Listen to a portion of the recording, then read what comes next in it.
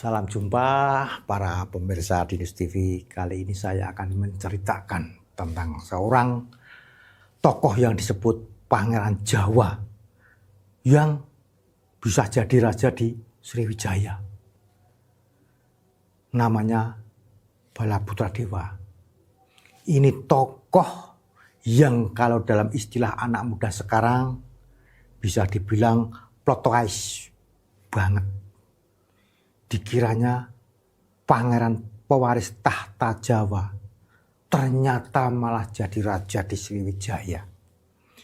Yang bikin pusing, banyak teori sejarah yang berkembang soal siapa sebenarnya dia, bagaimana asal-usulnya, dan kenapa kok bisa sampai ke kerajaan Sriwijaya. Mari kita telisik satu persatu.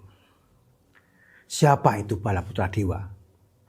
Menurut prasasti Nalanda, Balaputra Dewa adalah anak dari Samaragrawira dan cucu seorang raja Jawa yang dijuluki Wirawirimatana atau penumpas musuh perwira. Julukan ini mirip dengan Wairiwarawi Mardana alias Dharanindra dalam prasasti Kelurak. Jadi kalau dicocokkan, Balaputra Dewa ini cucunya Dharanindra. Nah, ibunya adalah Dewi Tara, putri dari Sri Dharmasetu yang berasal dari Wangsa Soma. Satu hal yang pasti, Balaputra Dewa bukan orang sembarangan. Dia jelas pangeran dari Jawa. Tapi statusnya sebagai pewaris tahta itu yang masih diperdebatkan. Ada yang bilang dia anak Semaratungga, ada yang bilang dia adiknya. Kok bisa? Teori-teori yang ada malah bikin puyeng.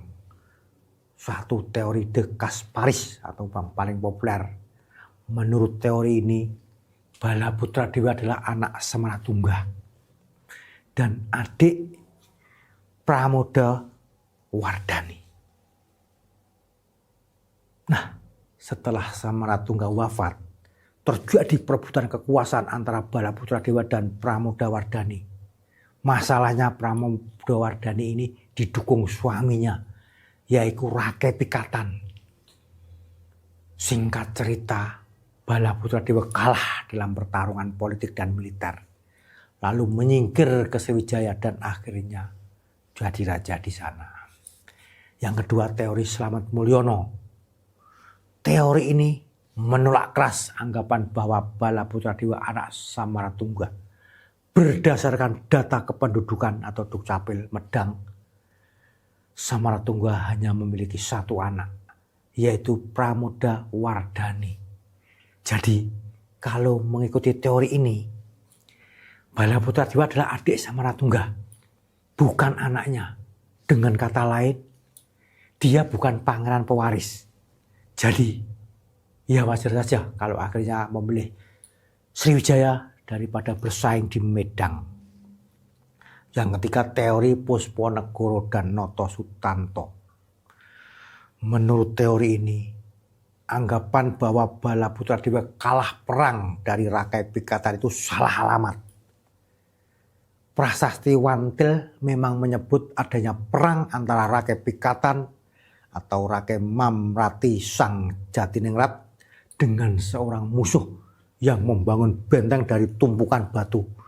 Musuh ini disebut sebagai Walaputra yang dulu dikira sebagai Balaputra Dewa.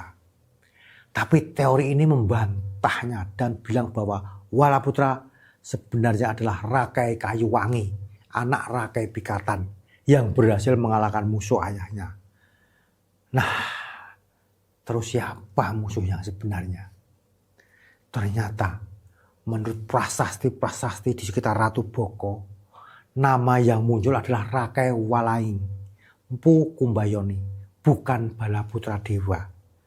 Jadi kalau menurut teori ini, Balaputra Dewa nggak ada hubungannya sama sekali dengan pemberontakan itu. Terus kok bisa Balaputra Dewa jadi raja di kerajaan Sriwijaya. Nah, kalau kita tarik kesimpulan dari semua teori yang tadi saya sebutkan, ada beberapa kemungkinan kenapa Balaputra Dewa bisa jadi penguasa di keraton Sriwijaya. Satu, karena memang sejak awal dia nggak punya hak atas tahta Medang. Kalau dia benar adik Samaratungga, berarti dia bukan pangeran pewaris. Daripada nganggur di Jawa, mendingan jadi raja di Sriwijaya. Begitu teorinya. Dua, ada faktor keturunan dari ibunya Dewi Tara. Sang ibu berasal dari Wangsa Soma yang punya hubungan erat dengan kerajaan Sriwijaya. Bisa jadi Balaputra Dewa lebih mudah diterima di sana karena faktor garis keturunan ini. Yang ketiga, politik dan aliansi antar kerajaan. Bisa saja keberadaan di Sriwijaya adalah bagian dari strategi diplomasi yang melibatkan pernikahan politik atau aliansi dengan penguasa setempat. Yang keempat, adanya kekosongan kekuasaan selama 200 tahun sebelum Balaputra Dewa menjabat. Kerajaan ini sempat mengalami hiatus pada masa itu. Dengan kosongnya posisi tersebut membuat Balaputra Dewa mendapatkan posisi tinggi dengan mudah. Kenapa kosong? Ya karena nggak ada istrinya. Jadi anggapan bahwa Balaputra Dewa diusir atau kabur dari Jawa itu masih perlu dikaji ulang. Bisa saja dia pindah ke Sriwijaya karena lebih cocok dan punya peluang lebih besar di sana.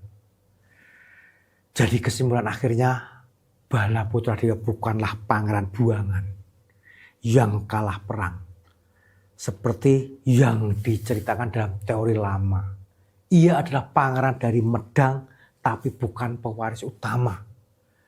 Dengan koneksi dari garis keturunan ibunya dan peluang politik yang lebih menguntungkan, ia akhirnya berkuasa di kerajaan Sriwijaya. Jadi kalau ada yang masih mikir Balaputra Dewa terusir dari Jawa karena kalah perang, mendingan dipikir ulang. Bisa jadi dia memang dari awal lebih cocok dan lebih berjodoh dengan Sriwijaya daripada ribut-ribut di Jawa. Cerita ini berdasarkan daftar pustaka Dekas Paris JG 1956, Prasasti Indonesia volume 1 Jakarta, Bratara. 2, Slamet Mulyono 2006, Sriwijaya Jakarta Komunitas Bambu. Yang ketiga, Pusponegoro MD dan Notosanto N 1993, Sejarah Nasional Indonesia 2 Zaman Kuno, Jakarta, terbitan Balai Pustaka. Semoga kisah ini bermanfaat, walau tak sependapat. Rahayu Berkah Gusti.